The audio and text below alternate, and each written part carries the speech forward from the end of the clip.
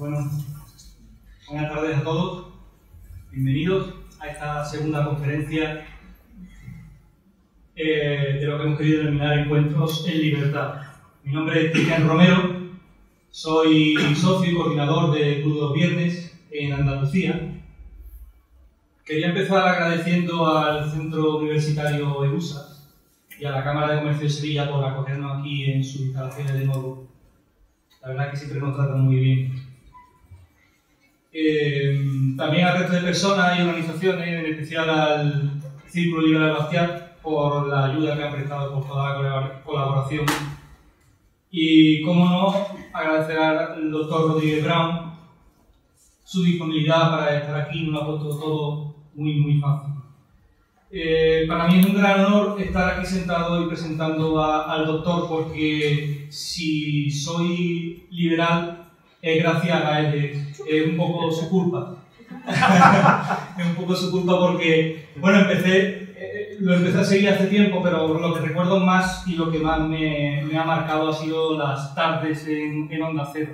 Las tardes en la brújula de la economía con Carlos Alsina. Bueno, por cierto, aquí en Sevilla somos un poco más liberales que Carlos Alsina. Y si te apetece cantar, puedes cantar. ¡Ay, qué bueno! ¡Qué bueno! Bueno, seguramente muchos de vosotros ya nos conocéis, y si no, pues os invitamos a que entréis en nuestras páginas web, tanto la del Círculo Liberal Bastiat como la del Club de los Viernes, o en redes sociales, estamos en todas, nos podéis seguir ahí. Esta conferencia forma parte de un certamen de un total de 4, como he dicho antes, Encuentros en Libertad. Esta es la segunda. Vale, todas se celebran aquí en la EUSA y os voy a adelantar un poco las fechas que son las más probables para las dos siguientes conferencias, por si alguien está interesado en asistir. La siguiente va a ser el 19 de enero del próximo año con Antonio Espotado, y la última, la que cierra, es con Domingo Soriano el día 2 de febrero. Deciros que hemos dejado por ahí unos formularios para que los rellenen el que quieran, así nos podéis poner nota también de qué os ha parecido la conferencia, o podéis ser socio, las dos cosas. Y también hemos ahorita una pequeña tiendita de merchandising, ¿vale? Estamos tirando los precios, ¿vale? O sea, se ha acabado el Black Friday, pero hemos decidido, bueno, como somos liberales, vamos a bajar el precio al máximo, hemos puesto en la mitad del precio por aquí. Hombre, el tema del merchandising es una... A ver, sabéis todos que somos organizaciones sin ánimo de lucro, pero bueno, aunque tener aquí al doctor Brown no tiene precio, sí que cuesta algo de dinero, entonces... En fin, nada más, reitero el agradecimiento a todos por venir, y le paso la palabra a Fernando Fijo. Buenas tardes. Para nosotros, para los liberales, para las personas que amamos la libertad entendida como un ámbito de no coacción, como un ámbito de libertad personal, un ámbito de libertad económica, a veces nos cuesta, es para nosotros difícil entender cómo las ideas liberales tienen tanta dificultad para transmitirse, para compartirse en la sociedad o en la sociedad en general. Y eso que los datos y los resultados históricos de aquellos países en que hay más libertad económica, pues sabemos que son personas que tienen mayor crecimiento, mayor renta, y además que son más felicidad en sus vidas, según dicen las encuestas. Realmente, la aparición de la libertad, después de que se acaba el antiguo régimen y acaba la aristocracia, es un invento fundamental. Aparece la libertad, aparece lo que empiezan a llamar la democracia por algunos pensadores. Democracia en el sentido de que somos iguales ante la ley, de que ya no están los aristócratas, los señores, los amos y los siervos. Y este sistema, durante los últimos 200 años, que la humanidad había ido de una manera plana durante estos 200 años, durante estos miles de años, pues en un muy poco espacio de tiempo, la renta, la riqueza del mundo ha subido una barbaridad debido a las ideas de la libertad, a la revolución industrial y seguramente al capitalismo. ¿Qué es lo que ha pasado? Pues lo que pasó es que durante mucho tiempo hemos estado en un debate permanente, fundamentalmente aparecieron críticos gente que pensaba de que el sistema que se había puesto en práctica de la libertad individual y la libertad económica y el capitalismo creaba problemas y distorsiones. Seguramente el crítico más famoso, más conocido, todavía vigente, pues es Carlos Marx, que criticó el sistema y vio unos fallos importantes y predijo de una manera científica, entre comillas, que realmente este sistema estaba abocado al fracaso.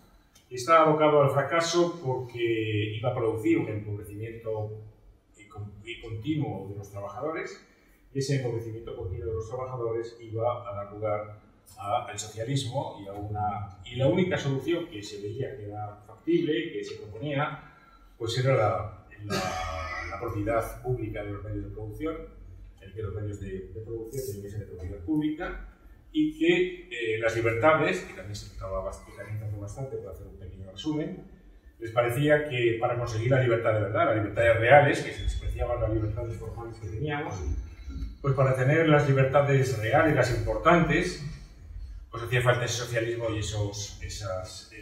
la propiedad pública, la propiedad de los medios de producción. La realidad es que esto realmente se ha demostrado, no hoy, se ha demostrado ya hace bastante tiempo, que ha sido un fracaso de predicciones, y no solamente de predicciones en los términos económicos, cuando se ha visto que la planificación económica, en cuanto se ha visto que en aquellos países donde se ha implementado y donde el Estado ha ocupado el papel del 100%, pues han sido unas catástrofes tremendas de carácter económico, la disminución de la renta, son los que realmente han producido un empobrecimiento de los trabajadores y de la población. Y además de eso, no solamente no se han conseguido las libertades reales, sino que las libertades formales tampoco se han visto, ni se han podido disfrutar de ningún tipo de libertades formales. Sin embargo, la situación actual se caracteriza, en mi opinión, porque la gente ya, a la vista de este fracaso tan tremendo, pues no se atreve a pedir una planificación... No se oye muy bien. ¿No se oye muy bien? Perdona. ¿Ahora mejor? Bueno, es que no sé cómo se pone esto más alto. Pero en este momento, con esta realidad de los hechos, nadie se atreve allá a pedir una planificación centralizada, pero sigue habiendo muchísima gente que sigue pidiendo más Estado.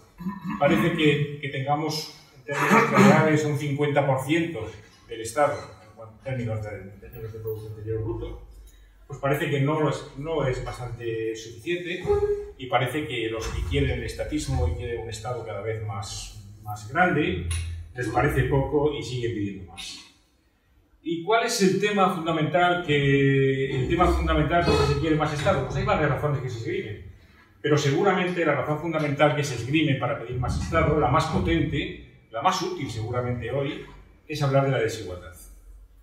Y hoy el mantra fundamental que escuchamos permanentemente es la desigualdad de salarios, la desigualdad de la riqueza, la desigualdad de la renta, y este es el mantra permanente. ¿Y qué es cómo se corrige estas desigualdades? Pues se corrigen fundamentalmente... perdona, no se escuchaba... entonces, ¿cómo se corrigen estas desigualdades? Pues estas desigualdades se corrigen con más Estado, con más impuestos, con más Estado y más distribución de la riqueza. Bueno, pues realmente, y esta posición además es una posición que los estatistas, pues los que quieren un mayor Estado, tiene un papel de predominio importante en la sociedad. No solamente son algunos partidos, sino prácticamente todos los partidos. Algunos lo dicen, pero todos lo practican, una mayor voluntad de estatismo en este momento en el panorama político español y mucho en Europa. Esto nos parece que es un tema fundamental para discutir en este tema que tenemos de las sesiones para la libertad, de las conferencias para la libertad. ¿Y quién nos ha parecido que la persona más adecuada para poder tratar el tema? Pues era Carlos Rodríguez Brown, que es una persona de reconocido prestigio. No hace falta que lo presente demasiado, lo voy a presentar, pero no hace falta que lo presente demasiado porque seguro que estáis aquí fundamentalmente porque él venía, y que por lo tanto seguro que todos le conocéis, seguro que todos lo habéis escuchado en algún momento pues en la radio, en la televisión o en los medios habéis leído sus libros. Pero en fin, para los que aquellos que estén muy despistados y que no lo conozcan, se van a permitir que le haga unas pequeñas reseñas de su vida. Como sabéis, Carlos Rodríguez Brown es catedrático de la Historia del Pensamiento Económico en la Universidad Complutense de Madrid. Ha publicado muchos artículos académicos en revistas especializadas. Es autor de más de 20 libros. Los más recientes son La economía para no economistas, Los conceptos liberales, Las tonterías económicas y la segunda serie de 10 ensayos liberales.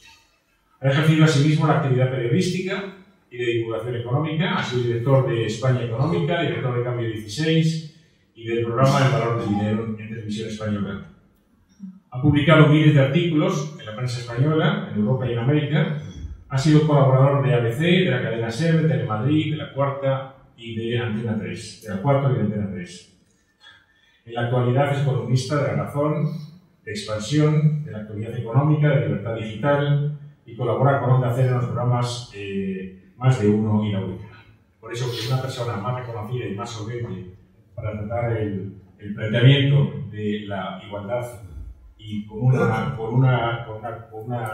título tan sugerente como el que él ha propuesto, que es La libertad es una lucha liberal, pues tiene la palabra Carlos Rodríguez Brown.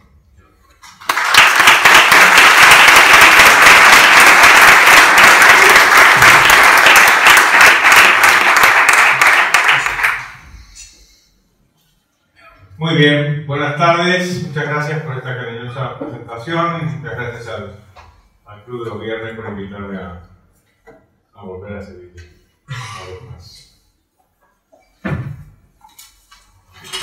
Tenéis un clima tan bueno que habría que poner un impuesto, ¿no? Porque no, el clima no es igual en todas partes, ¿eh? El frío que hacía esta mañana en Madrid. Yo llegué aquí y dije, vamos a ver, estos tíos no pagan más impuestos por ese... Ojo, ¿eh? Esto no se le ha ocurrido a Montoro todavía. El tema del que os voy a hablar hoy es la cuestión de la igualdad desde un punto de vista que me parece que es bastante paradójico y contradictorio, porque yo creo que la igualdad es una lucha liberal. Al revés de lo que nos cuentan. Siempre nos cuentan que la igualdad es una lucha de los antiliberales. Es una lucha de los socialistas, los comunistas, los nazistas, los populistas. En cambio que los liberales estamos a favor de la desigualdad. Y yo creo que la igualdad es una lucha liberal. Y sin embargo, al mismo tiempo creo que nadie quiere ser igual. O sea que esto va a ser una conferencia complicada. A ver, empecemos primero por el anhelo humano. Que no puede haber ninguna disciplina que intente analizar los seres humanos y que desconozca lo que los seres humanos hacen. Eso es un mal camino para intentar entender cómo somos las mujeres y los hombres. Y si analizamos cómo somos las mujeres y los hombres, ninguno de nosotros quiere ser igual. La igualdad no es un anhelo humano. La gente no quiere ser igual. La gente quiere ser mejor. Todos queremos ser mejores. Mejores que nuestros vecinos, por supuesto, pero sobre todo mejores que nosotros mismos. Todos queremos mejorar. La igualdad no es un estandarte que esgrimamos. No queremos ser igual. Queremos ser mejores. Les enseñamos a nuestros hijos que sean mejores. Que no repitan de curso, sino que mejoren, que pasen al curso siguiente. Y si terminan, pues que vayan a la universidad. Y si están en la universidad, pues que pasen de curso. No queremos ser iguales. Queremos ser mejores. Esa es una regularidad de la conducta humana. Y es difícil encontrar, por cierto, regularidades en la conducta humana. Así que una vez que vemos una, mejor explotarla.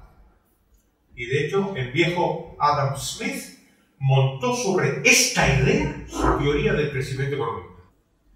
Y decía, lo que le pasa a las personas es que quieren mejorar su propia condición. They want to better their own condition. Y a partir de ahí, dice, bueno, pues con eso la gente se pone a trabajar y hace crecer a las economías. O sea que no hay ningún igualitarismo en los anhelos humanos. Entonces, ¿cómo encaja esto con el mensaje que os quiero dar de que la igualdad es una lucha liberal?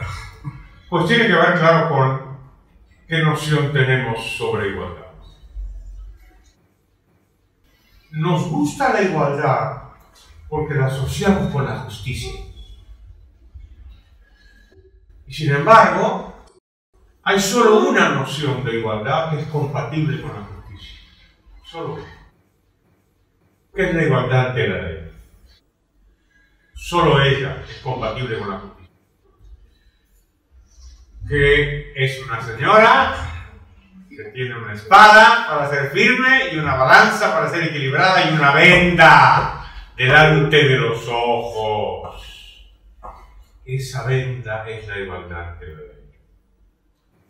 La idea de la venda es puro contrario. Eso podría hablar el profesor Contreras mucho porque esa venda es completamente crucial. Porque es que no distingue entre el príncipe y el súbdito. Son iguales. Y en el principio estaba pensada para proteger al débil. El hecho de que la justicia no distinguiera entre las personas estaba pensada para proteger al débil. Esa es la igualdad que es compatible con la libertad. ¿Por qué? Porque nos trata a todos por igual. Y no distingue entre las personas. Y esa noción se ha perdido por completo. Hoy en día, cuando hablamos de justicia y cuando hablamos de igualdad, hablamos de una figura que se ha quitado la venda y nos mira a cada uno de nosotros y distingue entre nosotros. Si somos ricos, si somos pobres, si somos hombres, si somos mujeres, nos mira. Porque el objetivo ya no es la igualdad ante la ley. Es la igualdad mediante la ley. La justicia se quita la venda y nos hace iguales. Y eso es lo que choca con el anhelo que tenemos cada uno de nosotros, que es mejorar. Pero mejorar nosotros, no mejorar a costa del prójimo. Mejorar nosotros gracias a nuestro esfuerzo. Esta noción ha sido devastadora para la libertad. Devastadora. Y por eso cuando hablamos de la igualdad, tenemos que defendernos frente a los antiliberales que utilizan la noción de la igualdad en este sentido moderno y perverso, que ya no es la igualdad ante la ley, sino la igualdad mediante la ley. Probablemente no haya noción más perversa, quizá la noción equivalente, digamos, es la noción de derecho. Cómo se ha pervertido completamente la noción de derecho. Completamente. En donde yo tenía un querido amigo andaluz que me decía, yo creo mucho en el derecho a la vivienda. Dice, yo tengo mucho derecho a mi casa, dice, porque la he comprado. ¿No? Pues ese era el derecho a la vivienda de toda la vida. Es decir, una norma que surge por el consenso y por los tratos y contratos de las personas, que genera derechos y obligaciones. Yo tengo derecho a tu casa si te la compro. Y si te la compro, esto genera derechos y obligaciones. Tienes la obligación de darme tu casa y el derecho a que yo te dé el dinero. Yo tengo el derecho a tener tu casa y la obligación a pagar. Todo eso se acabó. Ahora se llama derecho a la vivienda, al derecho que yo tengo a tener una casa y a que me la pague Cristiano Ronaldo. Esos son los llamados derechos sociales. Se llama social a lo que paga otro, a la fuerza. Estos son los nuevos derechos. La perturbación que se produce en el concepto del derecho es completa. Y también en la propia noción de la igualdad. ¿Por qué se habla tanto ahora de la desigualdad más que antes? Pues yo creo que porque los enemigos de la libertad ya no pueden decir que el mercado causa la pobreza. Durante años dijeron que causaba la pobreza. Y como es evidente que es mentira, se inventaron lo de la desigualdad. Y de hecho, se la inventaron y cambiaron el concepto a medida que se dieron cuenta de que lo que estaban contando es un cameo. Porque lo primero que dijeron era que el mundo era desigual. Esta fue la primera noción. ¿Lo recordáis? Hace 20 o 30 años. Se hablaba del norte contra el sur, ¿no? El norte rico contra el sur pobre.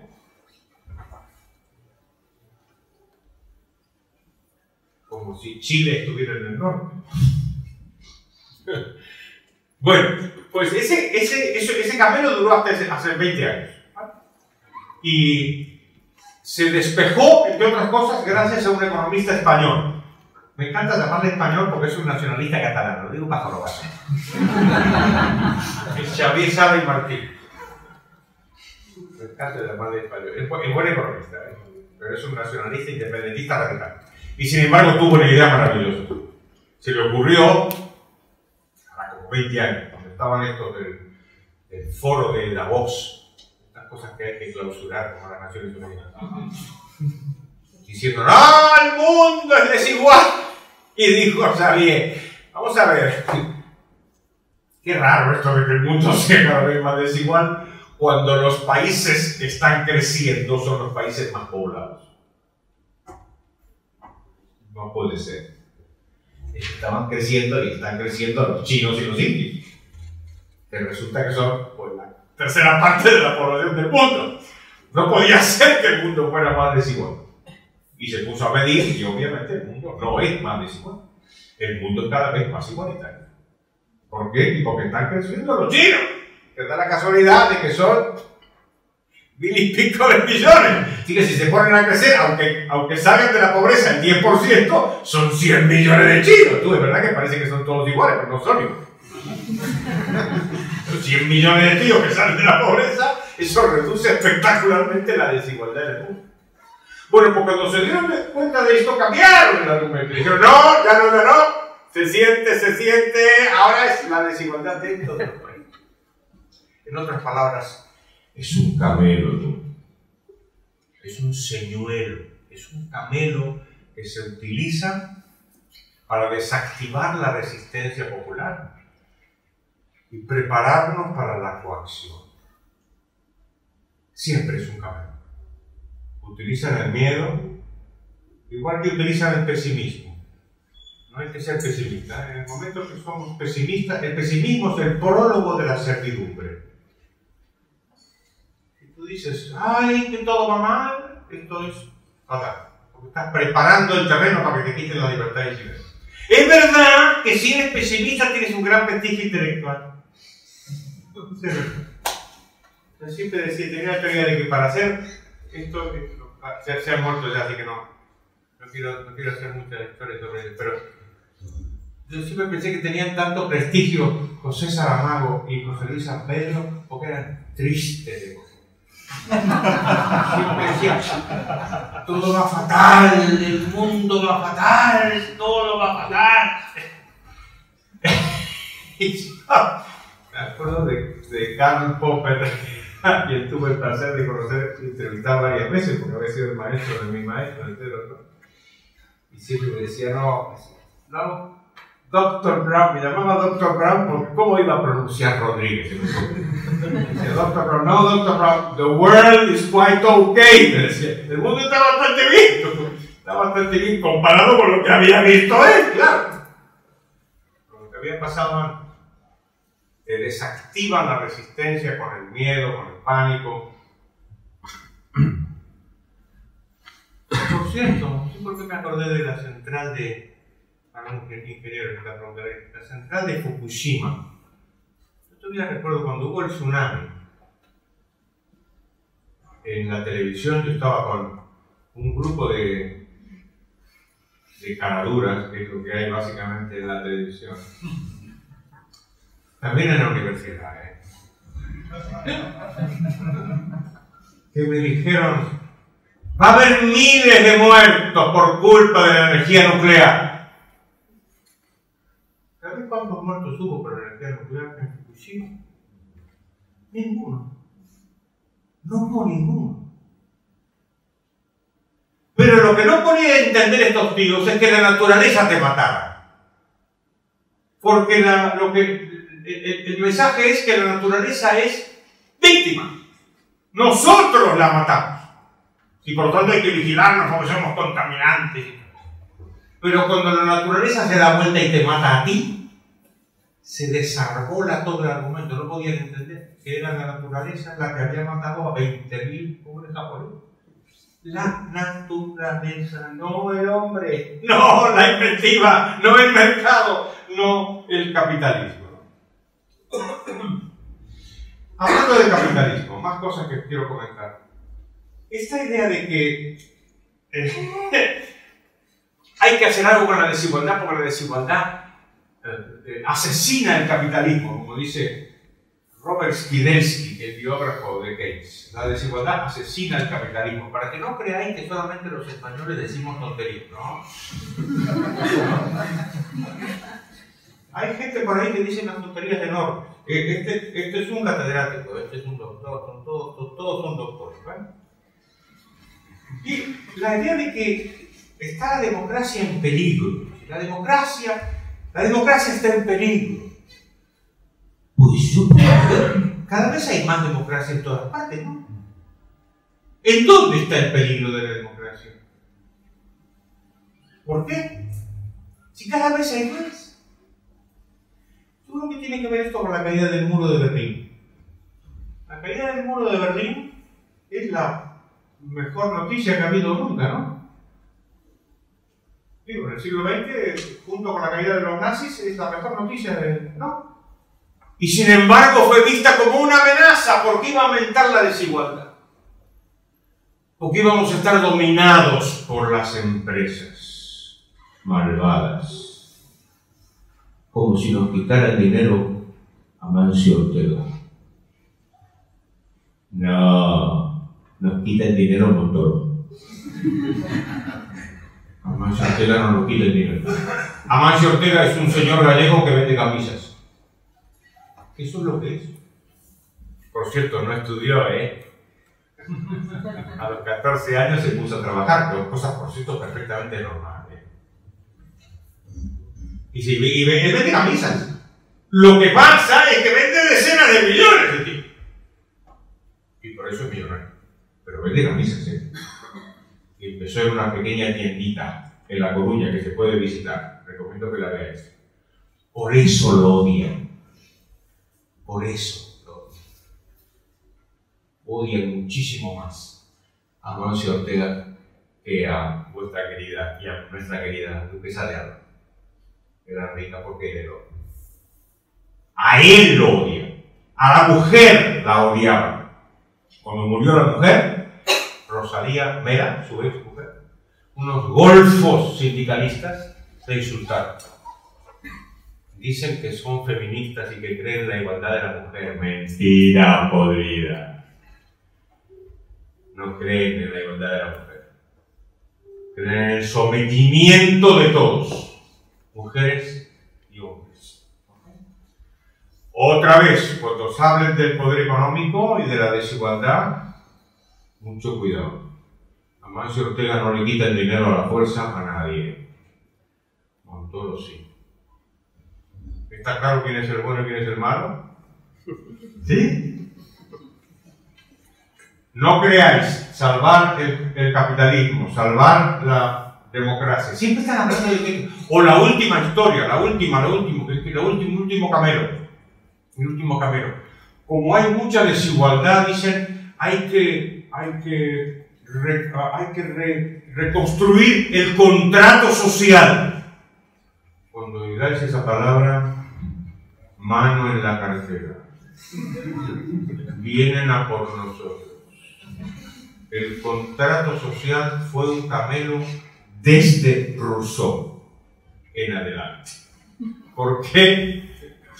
Porque no puede haber contratos que las personas no tengan la posibilidad de no firmar.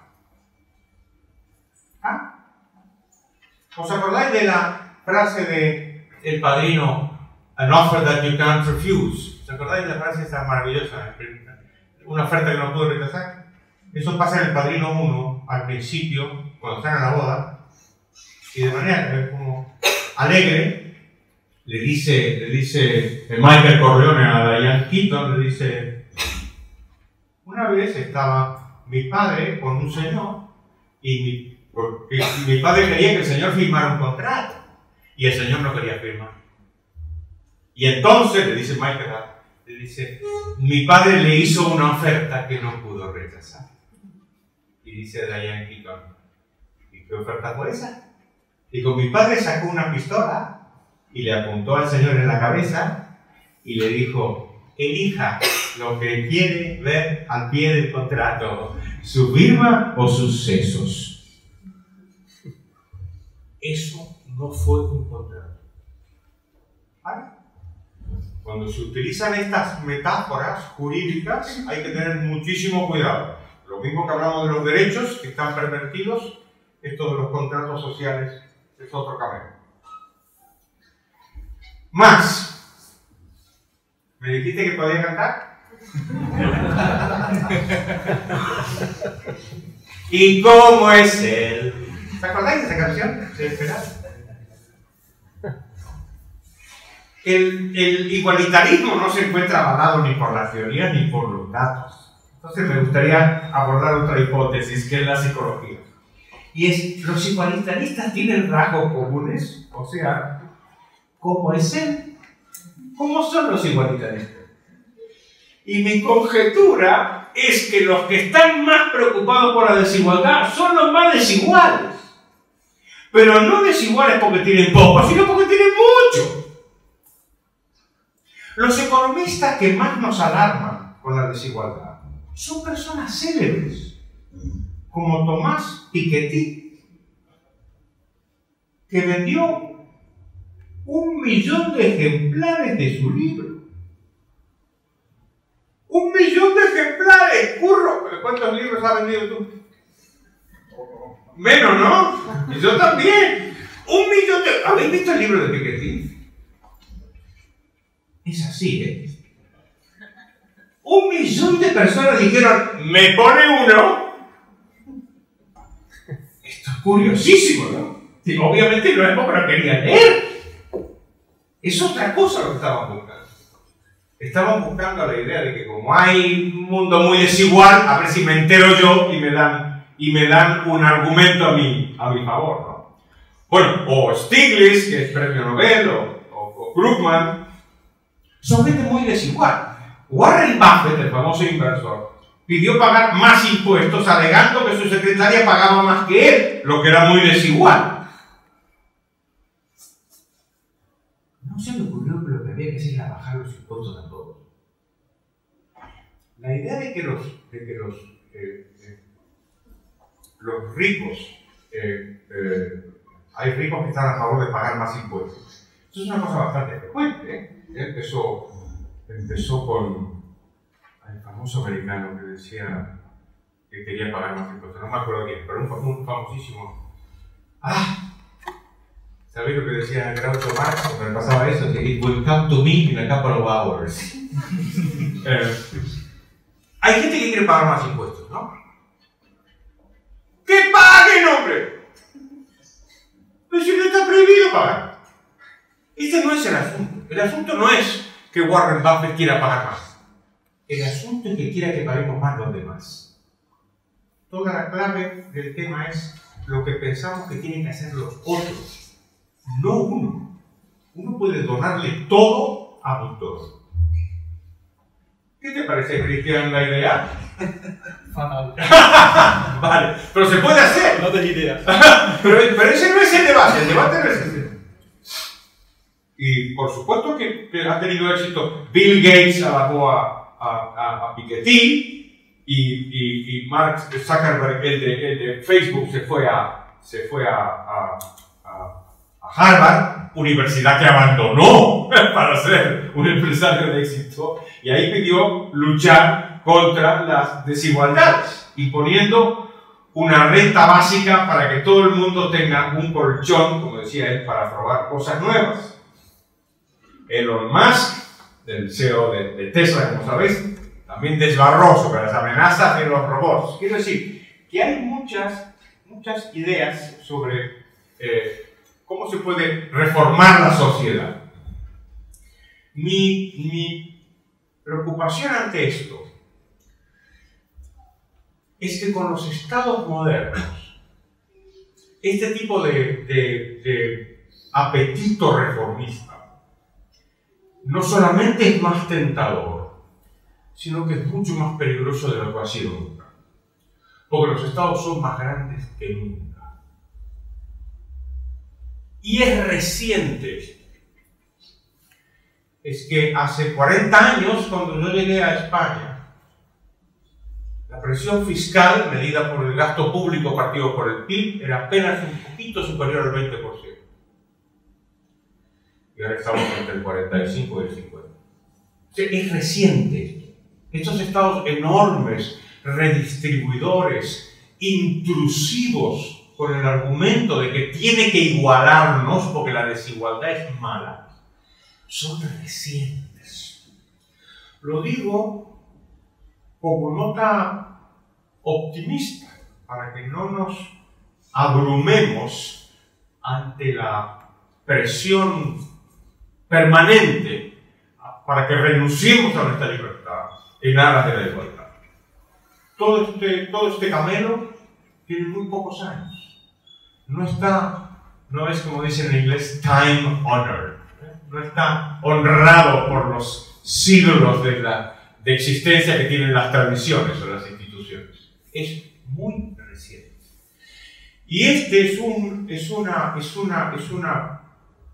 brizna, si queréis, de hierba a la que podemos asirnos los amigos de la libertad cuando nos intentan demostrar y argumentar de que tenemos que renunciar a nuestra libertad y a nuestros derechos en aras de la igualdad. Pues no es así, tenemos que resistirnos, no tenemos que renunciar.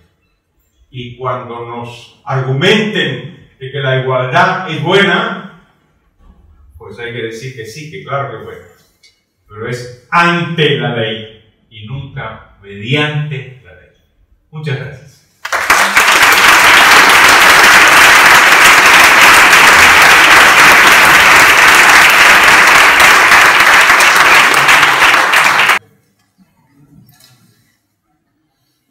Buenas tardes y muchas gracias por tan maravillosa conferencia y a los organizadores.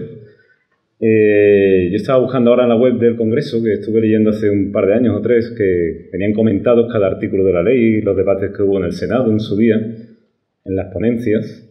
Y precisamente una de las ponencias sobre el artículo 1, donde ponen esa palabra de la que hablamos hoy, la igualdad, hubo un debate sobre si eso debía ir acompañado de igualdad ante la ley.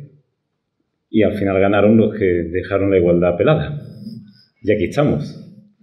¿Cree usted que en esta cacareada reforma que quieren hacer de la Constitución llegarán algún día a especificar igualdad ante la ley? o seguiremos igual? Muchas gracias. No lo creo. Me viene bien eso para hablar un poco de las constituciones, ¿no? Porque los liberales tenemos simpatía por las constituciones. Están asociadas al liberalismo clásico.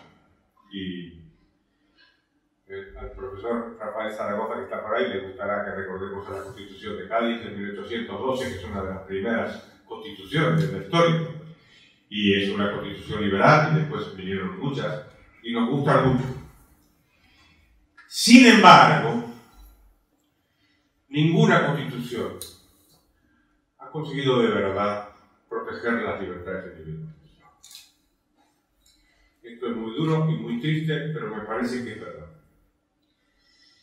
Y por no hablar de las constituciones modernas, las modernas es clamoroso que lo que hacen es un cántico al poder político. La constitución nuestra, que nos resulta muy simpática, y yo la quiero mucho, y la del 78, es un cántico al poder político. Y cuando hace años Julio Anguita subía a la tribuna del Congreso a pedir más gasto público y más impuestos, que es lo que piden todos los políticos, sobre todo los de la izquierda, siempre llevaba un libro en la mano. Y Cristian Romero, ¿tú dirías que era el manifiesto comunista? ¡No! Era la Constitución española. Y la esgrimía diciendo, según esta Constitución hay que aumentar el gasto público y aumentar los impuestos. Y yo creo que tenía razón. Pero lo grave no es eso, lo grave es que las constituciones más antiguas, las que queremos más, porque son más antiguas, son de la época liberal, pues tampoco. Un ejemplo que me gusta mucho citar es el de la Constitución americana, hace 100 años, cuando el gobierno quiso imponer el impuesto sobre la renta, el income tax, y descubrieron que era inconstitucional, que no podían imponer el impuesto sobre la renta, porque era una competencia de los estados. Estados Unidos es un país federal y eran muy celosos los estados de sus competencias. ¿Y qué diríais vosotros que pasó? ¿Por qué pusieron una maldita enmienda a la Constitución? Y la pusieron el impuesto. Entonces, nos gustan mucho las constituciones, estoy de acuerdo contigo, pero no nos hagamos muchas esperanzas, que las constituciones van a resolver los problemas de fondo de la libertad individual. Me temo que eso es una responsabilidad de cada uno de nosotros. Nosotros tenemos que defender la libertad. ¿Quién era? Era el juez Ham, ¿no? El juez Learn Ham, juez americano, ¿no? Que decían, ¿cómo decía esto? Si la libertad no anida en el corazón de las mujeres y los hombres, ninguna constitución la puede meter ahí. O sea que no es una responsabilidad de los legisladores, es una responsabilidad no. Más. Bueno, en primer lugar, enhorabuena por la conferencia. También agradecerle a Arturo Firme por haber traído aquí a esta tarde. Yo quería preguntar una cosa, y además tengo mi opinión sobre ello, que es, antes he hablado del libro ese de 1 millón de ejemplares vendidos. ¿Por qué en estos 40 años está teniendo tanto éxito este concepto del igualitarismo? Eso es la pregunta. Yo tengo mi propia opinión sobre ello, y yo creo que es porque hay una cosa que se llama la educación, que creo que está prácticamente en todo el mundo occidental en manos del Estado y no en manos de las personas, y eso es lo que está haciendo que tenga tanto éxito el igualitarismo.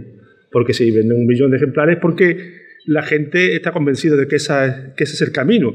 Entonces, era por saber si usted piensa que es así o por qué tiene tanto éxito ahora mismo el igualitarismo en la sociedad en general. Porque no, si se ve lo que se escucha por la calle, en cualquier sitio, todo esto que estamos hablando del igualitarismo, piensa que es una cosa como de toda la vida, de como si lleváramos con este asunto 2000 años, y realmente es una cosa muy reciente, este concepto que estamos hablando. Entonces era, ¿por qué tiene éxito? Y si eso tiene que ver con la educación y porque la educación esté en manos del Estado y no de las personas. Vale, gracias. El igualitarismo tiene mucho éxito porque es muy atractivo. Es que el igualitarismo es muy atractivo. Pensar un poco, ¿eh? Es que es muy atractivo. Y desata lo mejor y lo peor de nosotros mismos. Desata lo mejor porque lo mejor es el respeto al otro y la igualdad ante la ley, que si somos todos iguales, pues entonces los resultados de nuestra vida no van a ser iguales, van a ser distintos, ¿no? Todavía no voy a cantar tanto como para que me pongan esto. ¿Os acordáis de la carrera de Alicia en el País de las Maravillas? Everybody has won, and everybody must have prizes, ¿no? O todos han ganado, todos tienen que tener premios, ¿no? Pues no es así. Si hacemos una carrera, algunos ganan y otros no. Y la actitud noble y digna, es decir, si todos juegan con las mismas reglas, igualdad ante la ley, no importa si ganan unos o pierden otros, ¿no? Pero también desata el igualitarismo lo peor de nosotros mismos, que es la envidia. El Estado redistribuidor potencia este pecado, que yo creo que es el más ruin de todos, ¿no? Es el único pecado del que no podemos concebir ni una sola circunstancia en donde estemos orgullosos de haberlo cometido. Los demás pecados sí.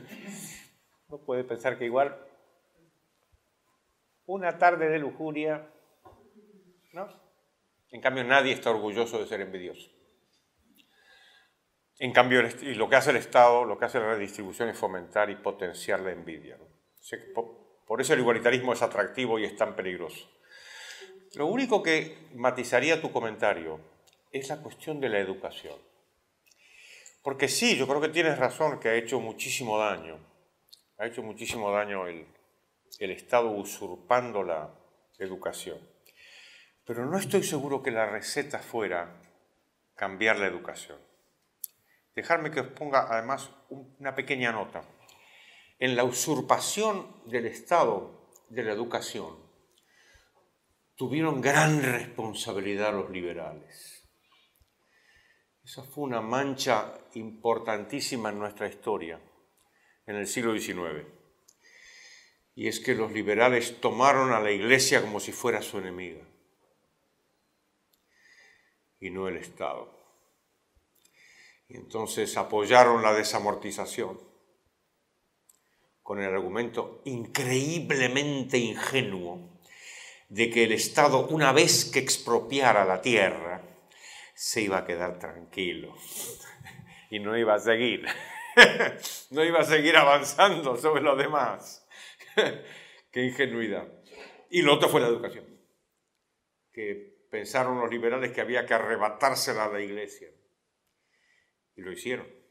Y terminaron arrebatándosela a la Iglesia y dándosela al Estado. Si hay un ejemplo de ir de Guatemala a Guatepeor, ese fue. ¿Se resolvería el tema cambiando la educación? No estoy seguro. Si de verdad se mantiene la hipótesis que os he defendido antes de que lo que importa es los valores que atesoramos en nuestro corazón las mujeres y los hombres, igual no es la solución. Pero no lo sé. Que quede ahí como una campana tintineando, inquietante, porque igual no es la solución, ¿no? Nos quedamos con esa pregunta. Venga, más. Allí, hay dos. Una cosa que os quería decir, me tenéis que hacer preguntas que yo sepa responder, ¿eh? Entre la vejez y la calvicie no soporto más humillaciones. Adelante. Estoy totalmente de acuerdo con lo que usted comenta respecto a la igualdad ante la ley y las libertades individuales. Y en relación a la pregunta anterior, yo quería añadir una opinión mía, en la cual me interesa su opinión, que es que yo creo que también se puede añadir que a día de hoy hay una mala praxis de lo que es la libertad de expresión, en el sentido de que determinados grupos o determinados individuos utilizan la libertad de expresión para convencer e imponer sus opiniones, lo que se podría denominar el proselitismo actual, en vez de respetar la opinión del otro. Y vivimos en una sociedad de excesiva propaganda, donde la educación nos ha enseñado lo que es el respeto a la opinión ajena, y al final realmente prima la opinión del fuerte sin respetar sus otros derechos. Y eso no creo que sea liberalismo. Cuando se habla de la fortaleza y del poder, hay que recordar que el que manda de verdad es el poder político. Si no hay nada parecido al Estado, no hay nada parecido al poder político. Os puse el ejemplo antes de Amancio Ortega y de Montoro, no por casualidad. Dice, Amancio Ortega es el hombre más rico de España, es uno de los hombres más ricos del mundo, es el dueño de la primera empresa española, una de las empresas más importantes del mundo, y él no tiene poder. Es que no te puede obligar a que le compres su camisa. Es más, si te obliga, él va preso.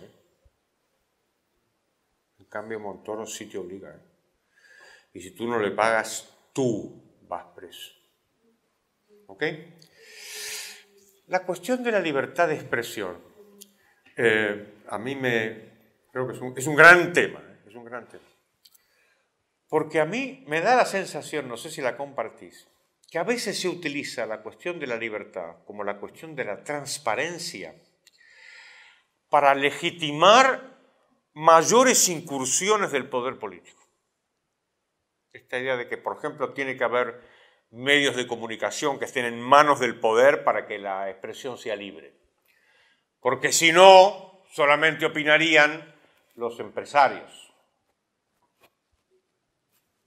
Tramposo ese argumento, ¿no? Y por más razones. Una vez que empiezas con esta idea de que el poder tiene que tutelar esta libertad de expresión, al final no hay límite a lo que puedes hacer. Es que ayer mismo se discutió sobre la posibilidad de que el gobierno prohibiera el anonimato en las redes sociales. ¿Habéis visto eso, no? Peligrosísimo, pero peligrosísimo. Y siempre hay alguna razón que justifica eso. No, porque entonces resulta que amparado en el anonimato alguien me insulta. Démosle al poder. Cada vez que se suscita esa tentación, con argumentos como el que nos has dicho, que es un argumento genuino y es bueno, hay que tener un cuidado enorme con eso. Enorme. Y siempre ha estado asociado a saltos tecnológicos. Cuando se inventó la imprenta, pasó lo mismo. ¿Por qué? Y porque se vio que la imprenta facilitaba el insulto.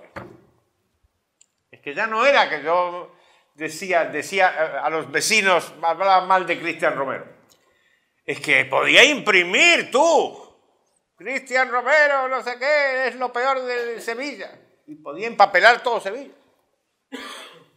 Sin firmar.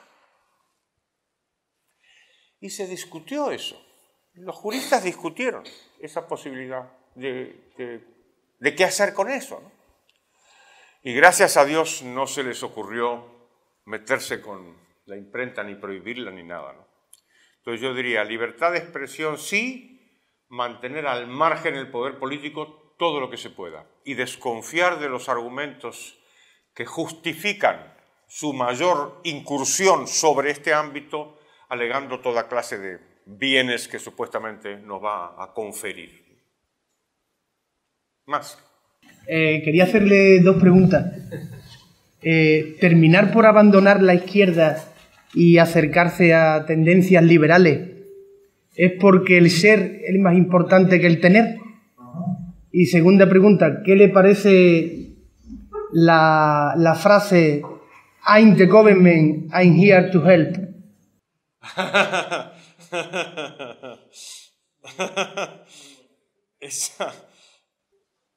Empezamos por ese último. La frase es de Reagan, ¿no?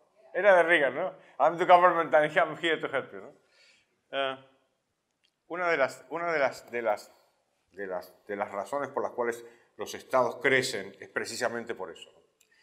es porque tienen un aspecto que es muy positivo, ¿no? Y por eso está llena, la retórica política está llena de estos mensajes. Ayuda, por ejemplo, ¿no? El Estado te ayuda, como si el Estado fuera la Madre Teresa, ¿no? Entonces lo que me sugiere es que hay que intentar refutar eso. Hay que intentar permanentemente discutir sobre cuál es la fuente de los recursos públicos. Porque si no, nos vamos a quedar solamente en un lado del Estado, que es el lado que da.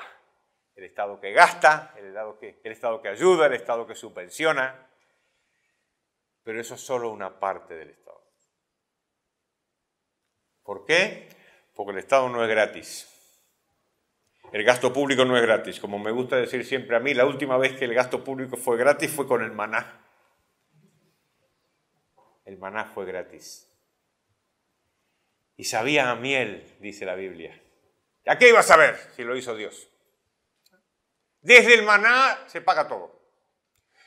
Y entonces, esta es una labor importante de los que estamos en los medios de comunicación, una y otra vez, y no cejar nunca, no parar nunca. Cada vez que dicen, no, aumentemos cualquier cosa, aunque sea justificado, aunque sea, no sé, la última campaña de mi periódico, la razón es aumentar el sueldo de los policías para equipararlos a los mozos de escuadra, lo que sea. Pues está muy bien, yo estoy de acuerdo. Pero, el punto de vista liberal es cada vez que usted propone una subida del gasto público, o bien dice usted a quién le va a subir los impuestos, o bien me baja usted el gasto público en otro capítulo. Porque si no, hace trampa. Que es decir, que se puede gastar sin recaudar. Gastar y que cae del cielo de las manos generosas de Dios nuestro Señor. Desde el maná ya no vale. Y lo primero que ha dicho usted, estoy muy en desacuerdo. Esta cosa de que la izquierda es contraria al liberalismo, la izquierda y la derecha. ¿No? ¿Pero de qué partido es Montoro? ¿De Podemos?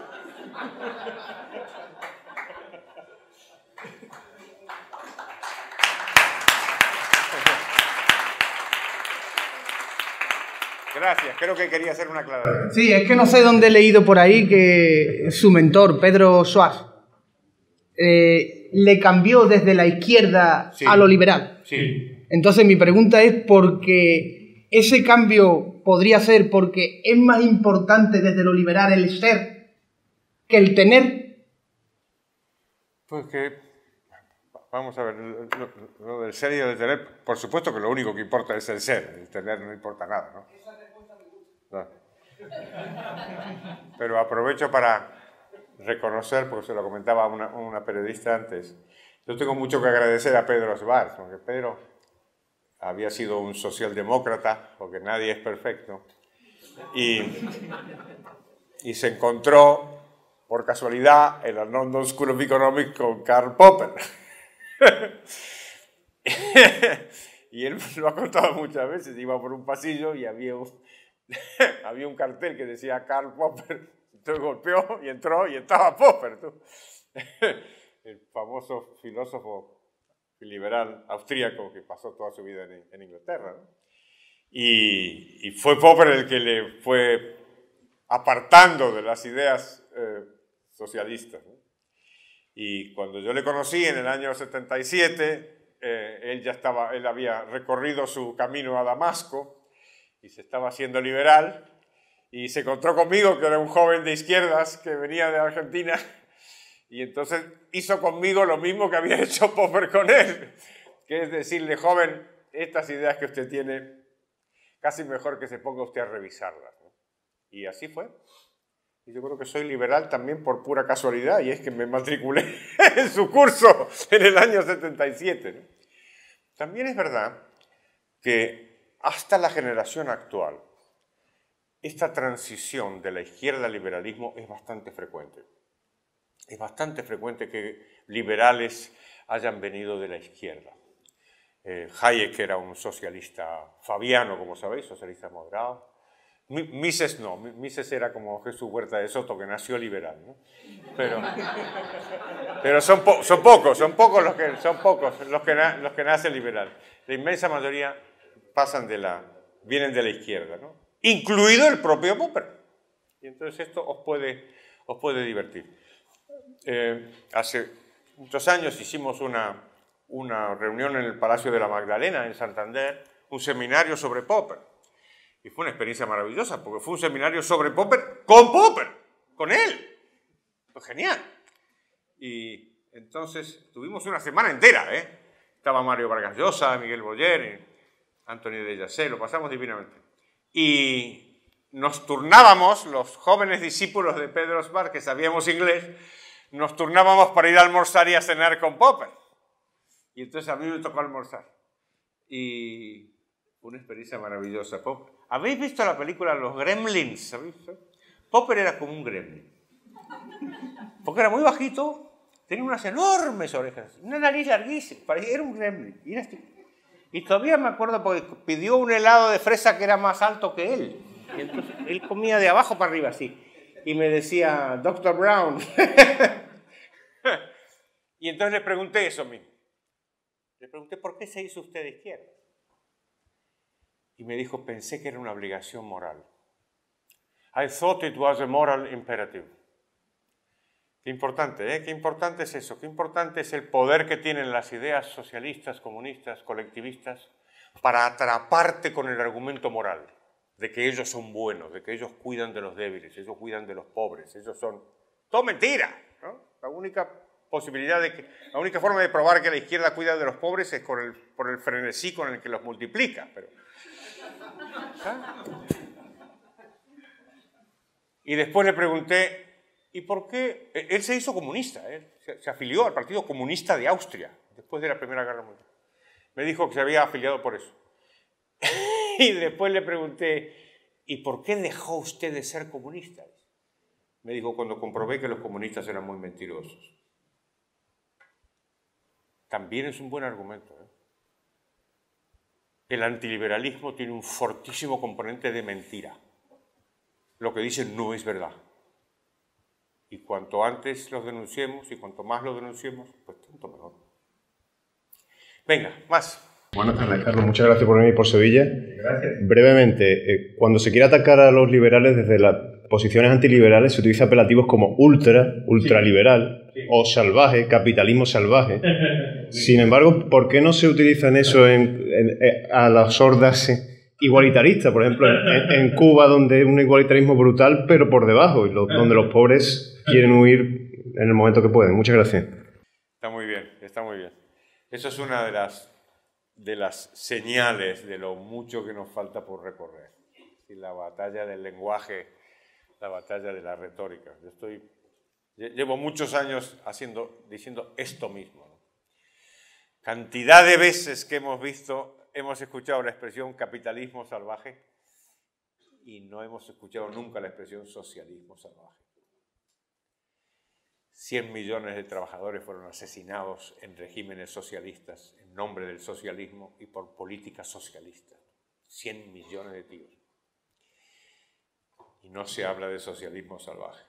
Si eso no es socialismo salvaje, que venga Dios y lo vea, ¿no? Aprovecho para recomendaros un libro que ha aparecido este año de Frank de Kotter, que se llama La gran hambruna de Mao. Está publicado en la editorial Acantilado.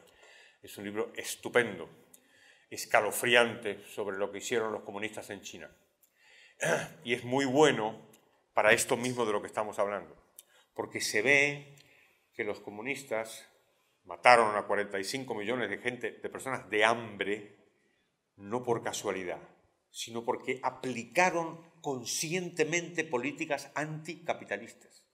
Es que dijeron, queremos acabar con el capitalismo. ¿Cuáles son las dos instituciones más importantes del capitalismo? La propiedad privada y los contratos voluntarios. Vamos a acabar con los dos. Y lo hicieron. La tierra se convirtió en pública y no había ningún contrato privado. Estaba todo organizado por el Estado. 45 millones de chinos de hambre. Entonces, muy bien la pregunta, muy bien. Y lo del ultra también, bueno, ¿no? Es que es muy raro que alguien hable de un ultra socialista, ¿no? O un ultra comunista. En cambio, ultraderechista o ultraliberal es muy frecuente. Está muy bien la pregunta. Buenas noches. Hola. Muchas gracias por estar aquí. Tengo que darle las gracias triplemente. Usted me sacó, conjunto con Jesús Huerta de Soto, del socialismo, ¿sabe? De la idea. Y también me gustaría agradecerle, publicó un día un artículo sobre Bitcoin, el 2013, en diciembre de 2013, la moneda del futuro, noviembre más o menos. Yo la había conocido en 2008, me parecía una estafa, en 2009, perdón. Y se lo agradezco porque me ha dado mucha alegría y gracias por estar aquí. Me gustaría que nos hablara un poquito sobre la criptoeconomía y cómo va a chocar contra el Estado de frente, ¿no? Si recuerdas lo que dije en ese artículo y lo que he sostenido siempre hasta el día de hoy sobre el Bitcoin, es que me parece muy bien que se haga. Ahora, yo el pan de mis nietos no lo invierto ahí. Yo el pan de mis nietos no lo invierto en Bitcoin, porque me parece que vamos a asistir a lo que hemos visto, que es una gran volatilidad. Pero una cosa es esa y otra cosa es que no me parezca bien, me parece bien. Y además añado otra cosa, y lo añado siempre, y es que cualquier daño que haya hecho o pueda hacer el Bitcoin empalidece frente al daño que han hecho los estados con su propia moneda. Es que nos han estafado desde el viejo envilecimiento de la moneda de vellón que denunció el padre Juan de Mariana en 1609 hasta hoy. Han utilizado su poder monopólico para emitir dinero, para devaluar la moneda, para recaudar el impuesto inflacionario y para robarle los ahorros a las personas. O sea que las dos cosas hay que denunciarlas. Primero, que no está seguro el Bitcoin. Es que no está seguro. Tengo que creer que es una moneda que va a sortear el atraco que han perpetrado los estados con las suyas. Y es que la han emitido en exceso. Esto es lo que han hecho. Si los estados con las monedas las han emitido en exceso desde siempre. Antes utilizaban el truco de recortar las monedas o, como en la moneda de vellón del siglo XVII, mezclar la aleación y cambiar la combinación y ponerle más cobre y menos plata, ¿no? Pero las dos cosas son, desconfiar de las monedas del Estado y el Bitcoin aplaudirlo, permitirlo, pero yo el pan de mis nietos no lo invierto ahí. Vale. Hola, muy buenas. Bueno, en primer lugar agradecerle la conferencia porque ha sido muy amena, muy interesante. Y bueno, yo quería hacerle una pregunta, porque antes, por ejemplo, cuando hemos tocado cuando usted ha tocado el tema del contrato social de Rousseau y ha hablado de eso, me ha parecido que ha hecho referencia también a la ingeniería social, ¿no? Y a lo que son reformadores sociales que, bueno, que quieren hacer esta ingeniería pues para conseguir lo que sería su modo de ver una sociedad más justa, más igualitaria.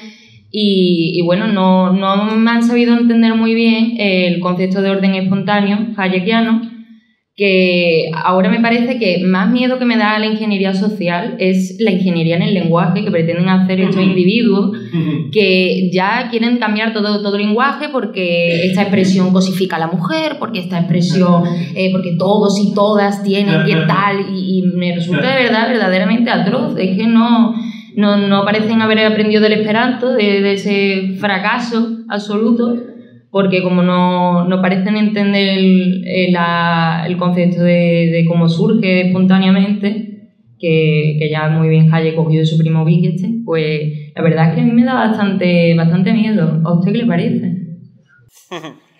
Está muy bien. Dejadme que hable un poquito de la ingeniería social del lenguaje y después del esperanto que yo aprendí. Es muy cierto lo que dices. Y además, este es un apetito de los totalitarios que ha sido detectado desde hace mucho tiempo. ¿Os acordáis de Orwell, no? La neolengua. Esto es una batalla que los amigos de la libertad tenemos que liberar también. La cuestión del lenguaje y la cuestión de la retórica, que otra vez todo esto se potencia por el hecho de que la intervención del Estado es gigantesca, es mucho mayor de lo que era nunca. Entonces la capacidad de hacer daño con eso es muy grande, ¿no? Yo aprendí esperanto porque tenía un tío que era esperantista en Argentina.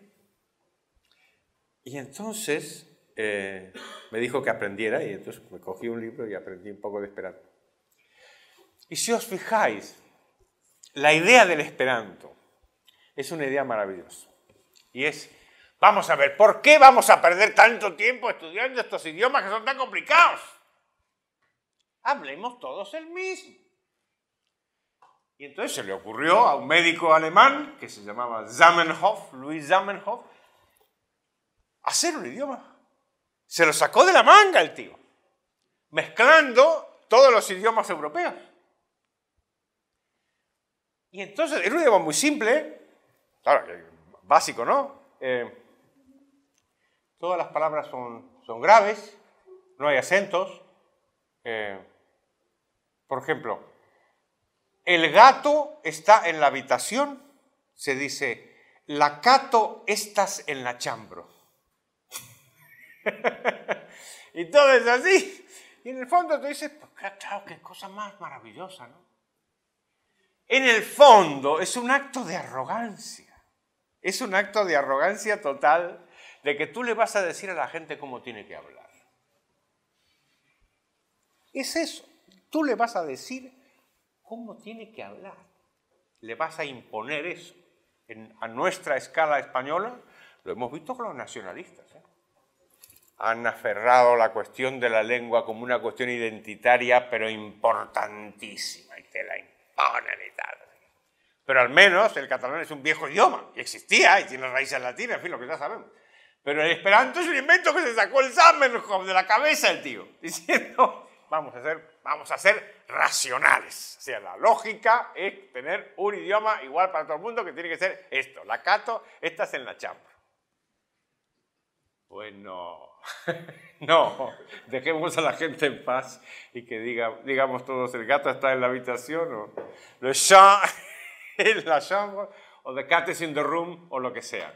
O sea que, pero está muy bonito eso, y es una buena idea para explotar la cuestión de la retórica, la ingeniería social, y voy a utilizar lo del esperanto. Muchas gracias, me has dado un par de artículos ya. Yo pensaba que vi uno sobre el tema, por eso me pregunto.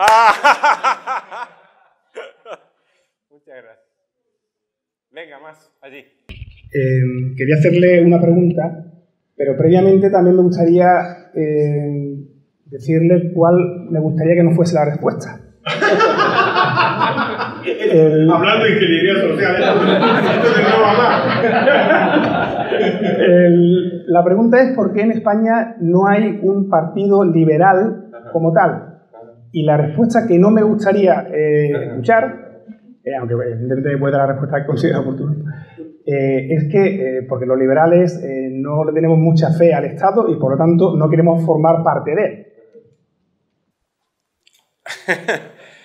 Bueno, primero hay un partido liberal en España, ¿no? ¿No? ¿No es el partido de la libertad individual? Bueno, existe. O sea que ese partido ya existe. Y de hecho se puede votar, tiene sus papeletas. O sea que el partido existe, ¿no? Con lo cual aquí la cuestión es si esta es una estrategia que los liberales deberíamos secundar. Este es el punto, ¿no? Y yo no estoy muy seguro. Yo debo decir que algunas veces he votado a ese partido, al Partido Liberal. Y he visto, por ejemplo, en Madrid, los resultados, 4.000. O sea que casi podíamos hacer una fiesta, Hace muchos años, no sé si os acordáis de este político de UCD, ay, ¿cómo se llamaba? Que fue presidente de las Cortes. Ah, bueno. No. Otro. Que todavía... Landelino Lavilla. Landerino de la Villa se presentó a las elecciones y me llamó un amigo, me dijo, Carlos, tenemos que votar a Landerino de la Villa. Y yo dije, ¿por qué? Me dijo, porque entre todos los votantes van a sortear un Seat Panda.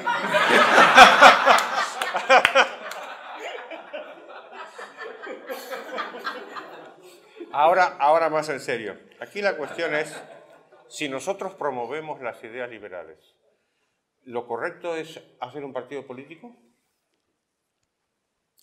No estoy seguro, ¿eh? Yo no lo sé, a lo mejor sí. A lo mejor sí. No estoy muy seguro.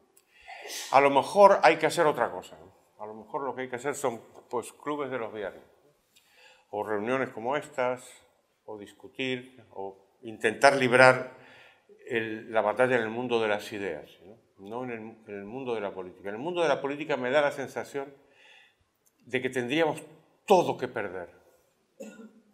Me parece a mí. Pero en fin, desde luego no me gusta ser tajante en nada, pero desde luego en esto tampoco. Bueno, buenas noches, muchas gracias por su presencia. Una pregunta que tenía es, el aumento de la deuda pública que llevamos viendo en estos años, ¿cree usted que los tipos de interés bajos, este falso tipo de interés promovido por el Banco Central Europeo, cree que puede evolucionar esta deuda de manera negativa con un aumento que ya se prevé que comience en 2018 y que termine siendo al final en una burbuja, digamos, financiera pero pública, de deuda? Muchas gracias. Es muy posible. Es muy posible. Yo creo, como otros economistas, compañeros, ha estado Daniel en la calle aquí, ¿no? Daniel, sí, estuvo como Daniel en su libro, este último que ha sacado, que está muy bien, el libro sobre la amenaza de los bancos centrales, ¿o cómo se llama? La gran trampa. La gran trampa, eso es, la gran trampa. Yo creo que se está animando una burbuja, y es posible que sea una burbuja de deuda pública. Con lo cual sí, estoy de acuerdo contigo. Y naturalmente la reducción de tipos de interés pues les ha facilitado la vida a los estados. Quizá un aspecto de la deuda pública que no se comenta mucho es esta cuestión de la austeridad. Habéis visto que se ha puesto de moda ahora la austeridad como si fuera una cosa mala, ¿no? Incluso se han inventado una palabra nueva que es el austericidio, que quiere decir lo contrario de la austeridad, ¿no? Pero la idea es que ha habido unos recortes, la palabra recorte también está de moda, ¿no? Unos recortes muy apreciables del gasto público. Pues es mentira, no se ha producido. Una de las maneras de refutar esto de manera muy gráfica es utilizando la deuda. ¿Por qué? Porque si de verdad hubiera bajado el gasto público, ¿cómo pudo haber explotado la deuda pública? Es que estaba a menos del 40% en porcentaje del PIB en el año 2007, ¿eh? Y estamos en el 100, 10 años después. 10 años de supuestos recortes. ¿Cómo es posible que un Estado que teóricamente gasta cada vez menos termine endeudándose cada vez más? No puede ser, ¿no? ¿Y por qué no puede ser? Porque es mentira que el gasto se haya reducido. Sé que ese argumento tuyo se puede incluso aumentar. En línea con el hecho de que se está aumentando el gasto público, más disminuyendo la desigualdad, aunque por verdad. Exactamente. Porque el 40% más pobres de los salarios son los que han sufrido, han hecho ese aumento de desigualdad. No el 1% más de pobreza. El libro de Dani Lacalle, hablando de esto, también habla de la desigualdad. Dice que cómo esta política de represión financiera puede fomentar la desigualdad en el sentido de castigar a las personas que no tienen otra inversión que no sean sus depósitos y lógicamente les han crujido con tipos de interés más bajos. Muy bien. Muy bien, pues nada, di algo. Solo puedo decir que lo he pasado fantásticamente bien aquí al lado tuya, escuchándote, que estoy muy agradecido de que haya venido y a todos vosotros por haber hecho el presente aquí. Muchas gracias a todos. Adiós, gracias.